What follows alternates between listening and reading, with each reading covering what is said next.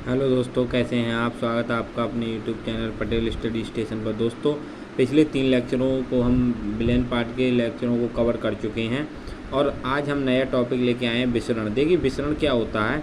विसरण वह क्रिया है जिसमें जैसे कोई विलेन होता है तो उसमें विलेन में विलेय होता है और विलायक होता है। तो विसरण की क्रिया जो होती है उसमें जो विलेय के अणु होते हैं वो विलेन में चलकर सभी भागों में बराबर हो जाते हैं, मतलब बराबर स्थिति में आ जाते हैं। अर्थात हम कह सकते हैं कि जब विलेय के अणु विलायक की ओर और विलायक के अणु विलेय की ओर, यानी कि दोनों इधर उधर अपनी गति को करते रहते हैं, तो उसे क्या कहते हैं, विसरण कहते हैं। जैसे यहाँ पे परिभाषा 2 लिखी हुई है, आपको एक परिभाषा ये देखिए, जब विलेय के अणु विलायक की ओर और विलायक के अणु विलेय की ओर समांगी होने तक गति करते रहते हैं, यह क्रिया विसरण कहलाती है। मतलब विलेय विलायक की तरफ और विलायक विलेय की तरफ तब तक गति करता रहेगा, उसकी आवागमन तब तक चालू रहेगी जब तक कि वो पूरा विलेन एक जैसा ना हो जाए, अर्थात पूरा विलेन सांद्र ना हो जाए या पूरा विलेन तनु नहीं हो जाए, तब तक उसकी क्रिया चलती रहती है। अगला क्या है, परासरण। तो परासरण का मतलब ये है जब तनु विलेन के अणु, इसमें तनु विलेन होना है, तो जब तनु विलेन के अणु अर्धपारगम्य झिल्ली में से होकर सांद्र विलेन की ओर गति करते लगते हैं तो यह क्रिया, तो यह क्रिया परासरण क्रिया कहलाती है।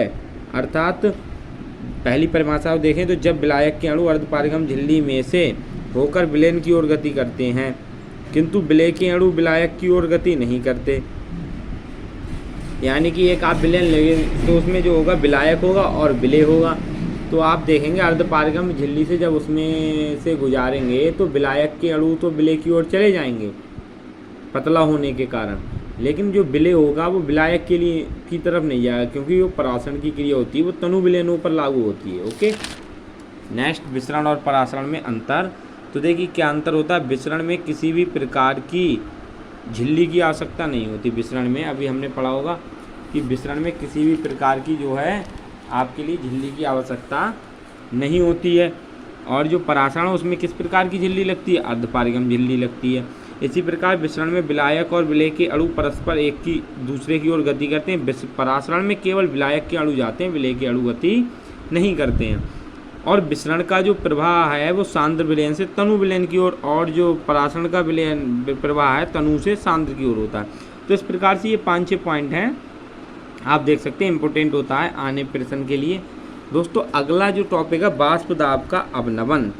अवनमन का मतलब क्या होता है, अवनमन का मतलब होता है गिरावट, किसी चीज़ में गिरावट आ जाना, उसे क्या बोलते हैं, अवनमन। तो वाष्प दाब का अवनमन क्या होता है, जब किसी शुद्ध विलायक में कोई अवाष्पशील ठोस मिलाया जाता है तो विलेन के वाष्प दाब में कुछ कमी आ जाए। जैसे कोई आपका विलेन है, शुद्ध विलायक है, उसमें आपने मान लीजिए कोई अशुद्धि या कोई ठोस ला के मिला दिया तो उसका जो वाष्प दाब होगा वो वाष्प दाब क्या होगा, कम हो जाएगा। वाष्प दाब उसका कैसा हो जाएगा, कम हो जाएगा। तो वाष्प दाब में अवनमन क्या होता है, विलायक का वाष्प दाब माइनस विलेन का वाष्प दाब बटे पीओ माइनस पीएस, यानी कि इसको क्या लिखते हैं, पीओ माइनस पीएस। पीओ मतलब पीओ से विलायक का वाष्प दाब, पीएस मतलब विलेन का वाष्प दाब। अब इनका आपेक्षिक अवनमन का मतलब क्या है, जैसे आप पहले वाष्प दाब निकालेंगे तो उसका आपेक्षिक अवनमन क्या होता है, जो विलेन का वाष्प दाब होगा उसमें जो अवनमन होगा तो उसमें शुद्ध विलायक के वाष्प दाब से और जो शुद्ध विलायक होता है उसके वाष्प दाब से भाग कर दें। जैसे पीओ माइनस पीएस है, इसमें पीओ से भाग कर दें तो क्या हो जाएगा, शुद्ध विलायक का वाष्प मतलब वाष्प दाब में आपेक्षिक अवनमन। दोस्तों, ये बहुत ही ज़्यादा इंपॉर्टेंट है, राउल्ट का वाष्प दाब का अपेक्षित नियम बहुत ही ज़्यादा इंपॉर्टेंट है, पेपर के हिसाब से ये जरूर आता है। तो इसका मतलब है सन 1877 ईस्वी में राउल्ट ने अवाष्पशील पदार्थों के विलयन में मिलाने पर वाष्प दाब के आपेक्षिक अवनमन को ज्ञात किया। यानी राउल्ट नामक जो वैज्ञानिक थे उन्होंने 1877 में यह नियम एक ज्ञात किया था, आपेक्षिक अवनमन। उन्होंने क्या नियम ज्ञात किया कि वाष्प दाब का आपेक्षिक अवनमन जो होता है वह विलयन में उपस्थित विलेय के मोल प्रभाज के बराबर होता है।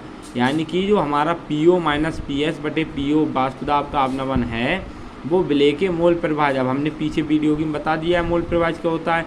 मोल प्रभाज होता है कि जो हमारे विलेय के मोलों की संख्या बटे विलेन के मोलों की संख्या के बराबर होता है। यहाँ पे आप देख रहे हैं वाष्प दाब का आपेक्षिक अवनमन बराबर विलेय का मोल प्रभाज, पीओ माइनस पीएस बटे पीओ बराबर क्या है, स्मॉल एन बटे एन प्लस एन, यानी पीओ माइनस पीएस बटे पीओ स्मॉल डब्ल्यू बटे स्मॉल एम बटे स्मॉल डब्ल्यू बटे small M plus capital W बटे कैपिटल एम, यानी PO माइनस PS। यदि जो हमारा विलायक है उसकी तुलना में विलेय की मात्रा बहुत कम हो, जब विलेय की मात्रा कम होगी तो विलेय की मात्रा को नगण्य मान लेंगे। तो PO माइनस PS बटे PO बराबर W बटे M बराबर 0, तो W बटे M बटे W बटे M आ गया।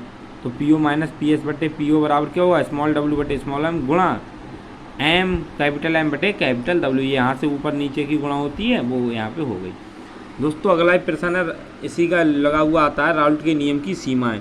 तो राउल्ट के नियम की क्या सीमाएं? यह नियम अति तनु विलयनों पर ही लागू होता है, यह नियम सांद्र विलयन पर लागू नहीं होता, यह नियम ऐसे विलायकों में लागू नहीं होता जिनमें संयोजन या वियोजन होता है, अर्थात विलेय विलायक से अभिक्रिया कर ले तो ऐसे नहीं लागू होता है। तापक्रम इसमें स्थिर होना चाहिए। दोस्तों तो आज यहाँ तक रखते हैं, अगले लेक्चर में हम क्वथन, क्वथनांक का उन्नयन आदि के बारे में पढ़ेंगे। तो दोस्तों वीडियो को ज़्यादा से ज़्यादा लोगों में शेयर करें, वीडियो को लाइक करें और चैनल को प्लीज़ सब्सक्राइब कर लें। जैसे जैसे आप वीडियो को लाइक करेंगे, चैनल को सब्सक्राइब करेंगे तो पढ़ाने में भी और ज़्यादा अच्छा लगता है। तो आगे हम नए टॉपिकों को देखते हैं। 2-3 दिनों में ये हमारा चैप्टर बिल्कुल क्लोज हो जाएगा, फिर उसके बाद में नया चैप्टर स्टार्ट करेंगे। तो धन्यवाद दोस्तों, मिलते हैं नई वीडियो में। चैनल को सब्सक्राइब करें, वीडियो को ज़्यादा से ज़्यादा शेयर करें और लाइक करें।